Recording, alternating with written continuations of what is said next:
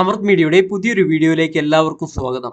ക്ഷേമ പെൻഷൻ ഒരു ക്രിസ്തുമസ് പുതുവത്സര സഹായമായിട്ടാണ് സർക്കാർ വിതരണം ചെയ്യുന്നത്. 1600 രൂപയുടെ 2 ഗഡുക്കൾ ഒരാൾക്ക് 3200 രൂപ വരെ ലഭിക്കുന്ന രീതിയിലാണ് ക്രമീകരണം ചെയ്യുന്നത്. ഇതുമായി ബന്ധപ്പെട്ട് ഇനി ധനവകുപ്പിന്റെ നിർണായക ഉത്തരവുകൾ കൂടി മാത്രമാണ് വരാനുള്ളത്. അപ്പോൾ എല്ലാവരും ആദ്യം തന്നെ ഈ ഒരു വീഡിയോ ലൈക്ക് ചെയ്തു വെക്കുക.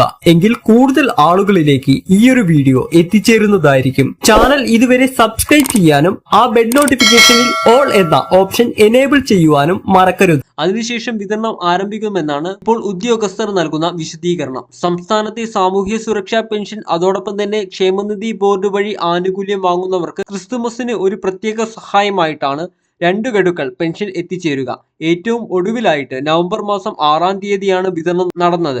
കഴിഞ്ഞ മാസം അവസാനം നമുക്ക് ഏതെങ്കിലും സാധാരണഗതിയിൽ പെൻഷൻ ലഭിക്കേണ്ടതായിരുന്നു. പക്ഷേ ആ ഒരു പെൻഷൻ വിതരണം നേരത്തെ ആക്കുകയാണ് ചെയ്തത്. ഈ മാസം, അതായത് വിശേഷ ദിവസങ്ങളോട് അനുബന്ധിച്ച് സാധാരണഗതിയിൽ സർക്കാർ 2 മാസത്തെയൊക്കെ പെൻഷൻ വിതരണം ചെയ്യാറുണ്ട്.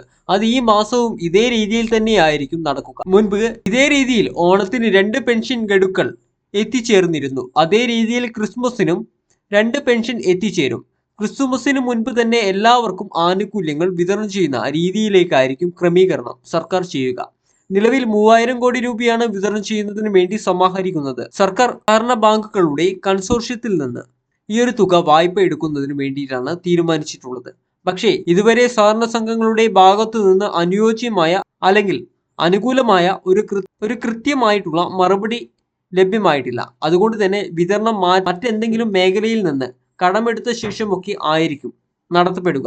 2 പെൻഷൻ ഗഡുക്കൾ ലഭിക്കുമ്പോൾ സാധാരണക്കാർക്ക് അത് വലിയൊരു ആശ്വാസവും ആയിരിക്കും.